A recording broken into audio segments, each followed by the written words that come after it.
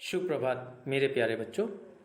आज हम क्या निराश हुआ जाए पृष्ठ संख्या 37 के आखिरी अनुच्छेद से आरंभ करेंगे।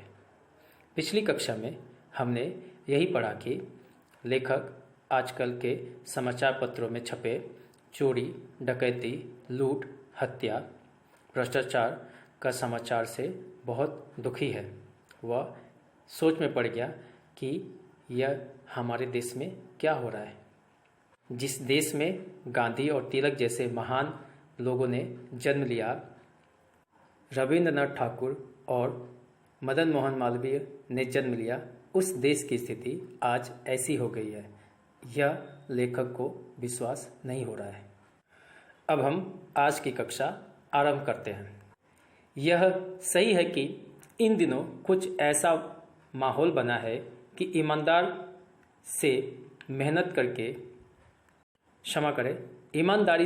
मेहनत करके जीविका चलाने वाले निरीह और भोले भाले श्रमजीवी पिस रहे और झूठ तथा फरेब का रोजगार करने वाले फल फूल रहे हैं। ईमानदारी को मूर्खता का पर्याय समझा जाने लगा है। सच्चाई केवल भीरू और बेबस लोगों के हिस्से पड़ी है। ऐसी स्थिति में जीवन के महान मूल्यों के बारे में लोगों की आस्था ही हिलने लगी है।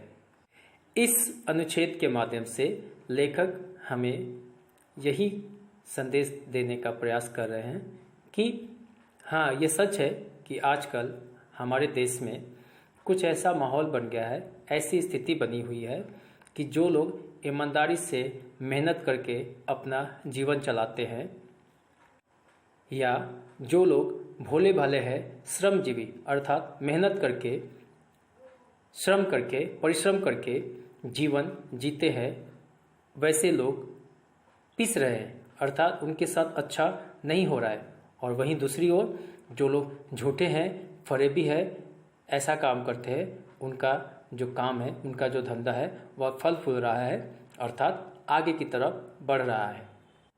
आजकल ऐसी स्थिति आ गई है कि ईमानदारी को मूर्खता का पर्याय समझा जाने लगा है।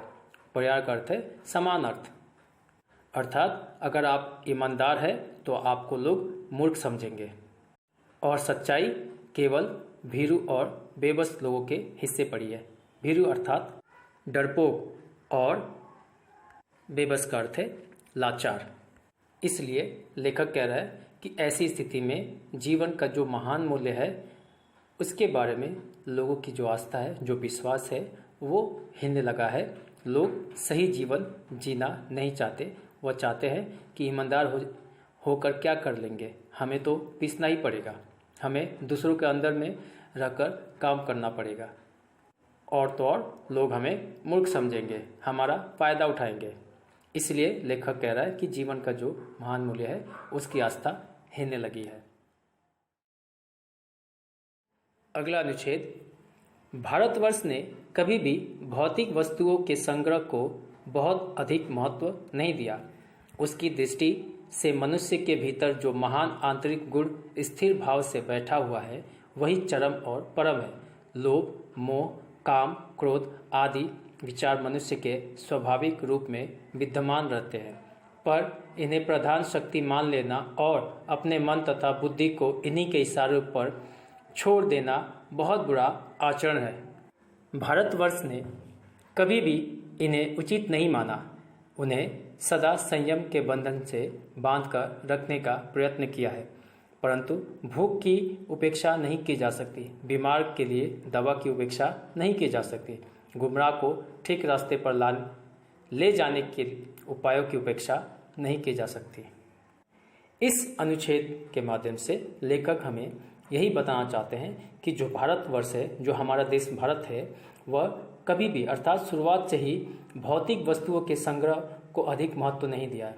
अर्थात ऐसी वस्तुएं जिनका हम उपभोग करते हैं, जैसे कि गाड़ी, हवाई जहाज, कुर्सी, मेज, बिस्तर, मोबाइल, ये सारी चीज़ें भौतिक वस्तुओं में आती है। लेखक यही कहना चाहता है कि भारत में कभी भी लोग इनका संग्रह अर्थात बचाकर या संभाल कर रखने को महत्व नहीं देते।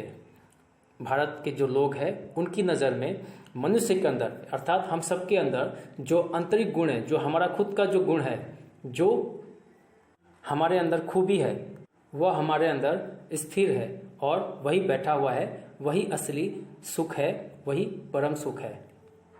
लेखक ये भी कह रहा है कि हम सभी के अंदर लोभ, मोह, काम, क्रोध आदि विचार स्वाभाविक रूप से रहते हैं, पर इन्हीं को प्रधान शक्ति मान लेना और अपने मन तथा बुद्धि को इन्हीं के इशारों पर छोड़ देना बहुत ही बुरा आचरण है। कहने का अर्थ यही है कि हम सबको गुस्सा आता है, हम सब मोह में बंधे हुए हैं और दूसरे को देखकर लोभ भी आता है। ये सारे विचार हम सभी के अंदर होते हैं, किंतु ये सारे विचार हमारी प्रधान शक्ति नहीं है, मुख्य शक्ति नहीं है। हमारी मुख्य शक्ति मन तथा बुद्धि है। हमें मन तथा बुद्धि का प्रयोग करके लोभ, मोह, काम, क्रोध आदि विचारों को नियंत्रण में रखने का प्रयास करना चाहिए। जबकि आजकल लोग लोभ, मोह, काम, क्रोध आदि में बंधकर मन तथा बुद्धि को उन्हीं के इशारों पर चला रहे हैं, जो कि बहुत ही बुरा आचरण है, बहुत ही बुरा स्वभाव है। भारतवर्ष में कभी भी इनको उचित नहीं माना है, सही नहीं माना है। भारतवर्ष में हमेशा संयम से बंधकर रहने का प्रयत्न किया जाता है, धैर्य रखने का प्रयत्न किया जाता है। लोगों को यही सिखाया जाता है कि हमें धैर्य रखना चाहिए, परंतु जब हमें भूख लगती है तो उसकी हम उपेक्षा नहीं कर सकते। अगर हमें भूख लगती है तो हम अनदेखा नहीं कर सकते, हमें भोजन की आवश्यकता होगी। ठीक वैसे ही जब हम बीमार पड़ते हैं तो हमें दवा की भी आवश्यकता होगी, हम उसको अनदेखा नहीं कर सकते। और जो व्यक्ति गुमराह हो गए हैं, भटक गए हैं, उनको भी सही रास्ते पर ले जाना होगा। हम उनको ऐसे ही अनदेखा नहीं कर सकते और उनको ऐसे ही नहीं छोड़ सकते। यह हमारा कर्तव्य है, हमारा धर्म है कि हम भटके हुए लोगों को, गुमराह लोगों को सही रास्ते पर लेकर आए। मेरे प्यारे बच्चों, आज की कक्षा में इतना ही। कुछ भी दुविधा हो तो मुझसे संपर्क कर सकते हो। धन्यवाद। सबका दिन शुभ हो।